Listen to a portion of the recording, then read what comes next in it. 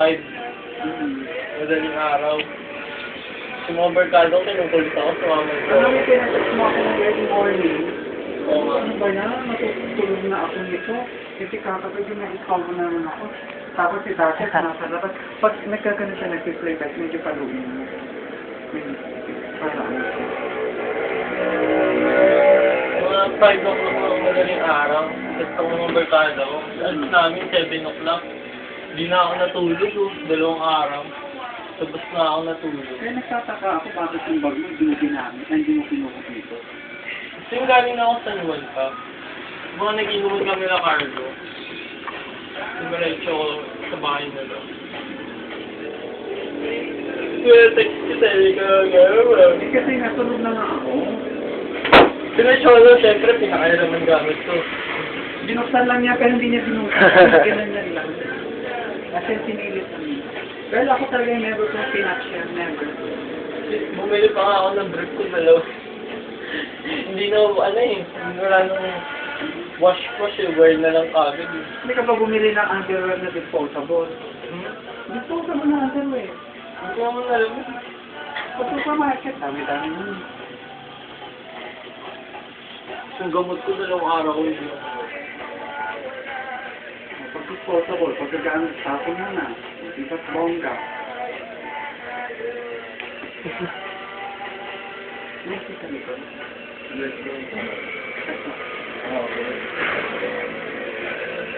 Next station namin, bag yun eh. Lalo pa naman sa outside. Para sa outside. Ano ang pera? No, may nagbigay pa sa akin eh. Lumabot ko pa yung pera ko. Nagkaso pa, sarap pang 100. Nasa yung natira. Hindi ko. Pwede pa bilhin ng merienda. Gabi na rin. Hindi, baga pa. Wala pa 8. Sige na.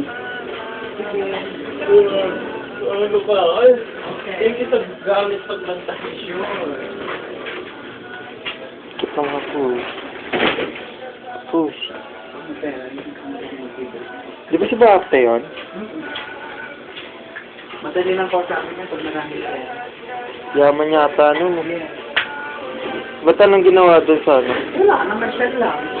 Ganun. Ayos ah. Yaman ah. Hindi ako naniniwala kasi yung pag niya nandito. Kaya sabi ko, pati ng ticket. Totoo nga. Kinukontak ako niya, nag-call siya. Naka-text, hindi ko sinasabi pero yung ako nun. Ay, puso.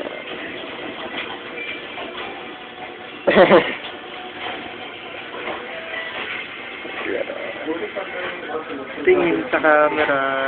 Ano pa? Wala. Sobrang harap yung text. Hindi na naman yun. Pwede to. Pinakbal ko na yun. Binuntal ko pa nga.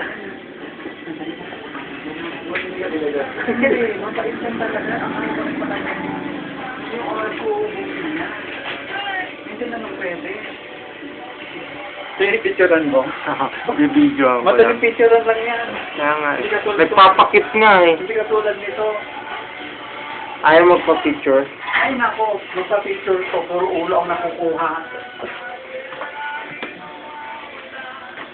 Hindi ka pwede pumunta ng baby. Bili-bili siya, lalagay dyan sa porno.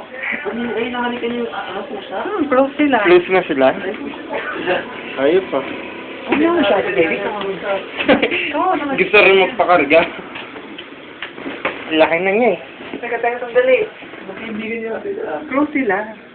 Kaya lang hindi ko kinuklose masyado dahil mabigat si Natchez. Pinatagalan ba niya? Huwag kang bababa ha. Hanggang ikan ka lang ha. Yan, ganyan.